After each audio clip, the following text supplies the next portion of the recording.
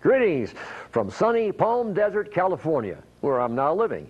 Yep, this old rascal is still alive and well and chasing golf balls. I'm sorry I couldn't be with you today in person, but your weather made flying pretty tough. When it comes to memories of Channel 11, I can truthfully say it was a great 40 years. Way back in the old black and white days, I was there when 11 first went on the air as KTNT. It all started in this tiny little building that also housed 2 radio stations, a studio the size of my bedroom now, and crammed offices in this old house. At the time, 11 and 5 were the only TV stations in the state. And at that time, Channel 11 was CBS and Channel 5 was NBC. And that was it. All of the network programs came to us by air on film because there were no satellites, there were no tape recorders, and microwave towers hadn't been invented yet. It was pretty primitive. I'd been working as a disc jockey since high school and college and was the morning DJ and play-by-play sports announcer at KTNT AM. I left radio and moved to the TV side as a studio cameraman. I was also a film cameraman, booth announcer, film editor, switcher. Hey, here, boy, do I look worried. Maybe because I had no idea of what I was doing. I wisely kept my night job as a sportscaster. I did everything but sweep out the place. You guessed it, back then we were non-union. Anyway, management got the bright idea to copy a very popular kids show in LA, Engineer Bill. A model train layout and roundhouse set was built. Dave Richardson was hired as host as Engineer Walt. Unfortunately, Dave was stricken with polio just before the show was to start. I just finished basketball season and baseball hadn't started yet, so I was rushed to fill in.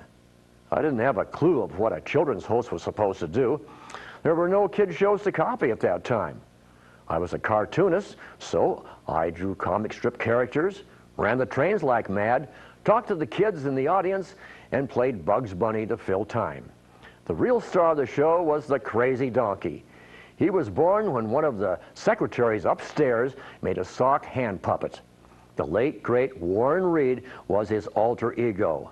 He was wild and sassy, and the kids loved him. Warren was truly a talented man.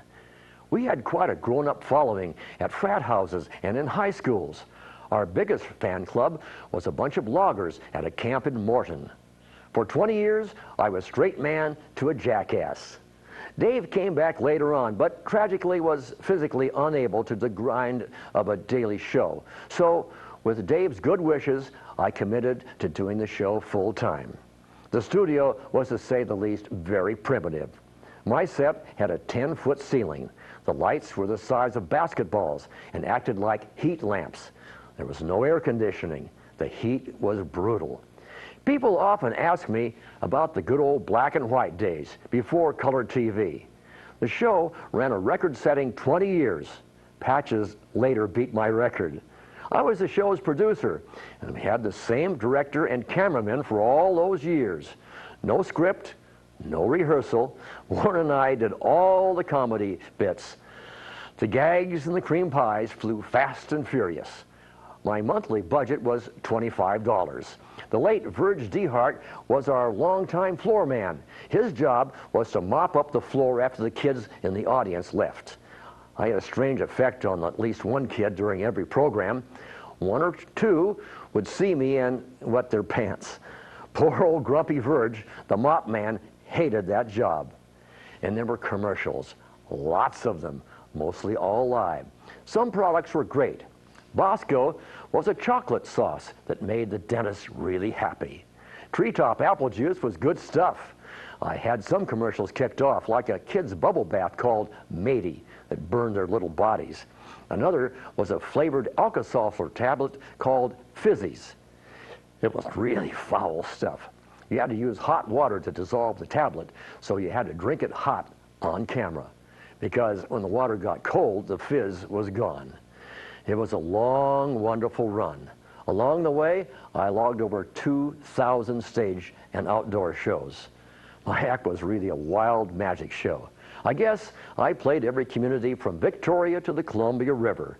The show was even syndicated on KXLY in Spokane and was seen throughout eastern Washington, British Columbia, Idaho, and Montana. The show started on April Fool's Day 1955 and ended April 1st, 1975. The end came when the National Association of Broadcasters, under pressure from PBS lobbying groups, passed legislation forbidding children hosts like me from doing commercials. That was the end of Brakeman Bill and Crazy Donkey. One of the sad parts was all the shows were done live, and there was no videotape and no record of it except the last 5 minutes. I can't complain though. After the show ended, I carried on for 20 more years. First as public relations and advertising director, finally moving to upper management at 11. It was a wild, wonderful ride.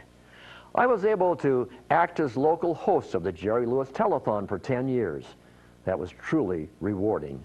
I'm proud of the fact that this enabled me to be on national boards of directors of muscular dystrophy, United Cerebral Palsy, the American Federation of Television Artists, and National Broadcasters Organizations, among others.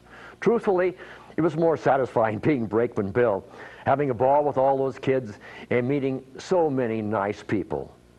Well, I've gone on far too long. It was great fun, and I have no regrets. In fact, I'm proud that I had the opportunity to make a lot of generations laugh during a kinder, happier, gentler era. Perhaps sometime we'll meet in person. Until then, happy holidays. May God bless each and every one of you.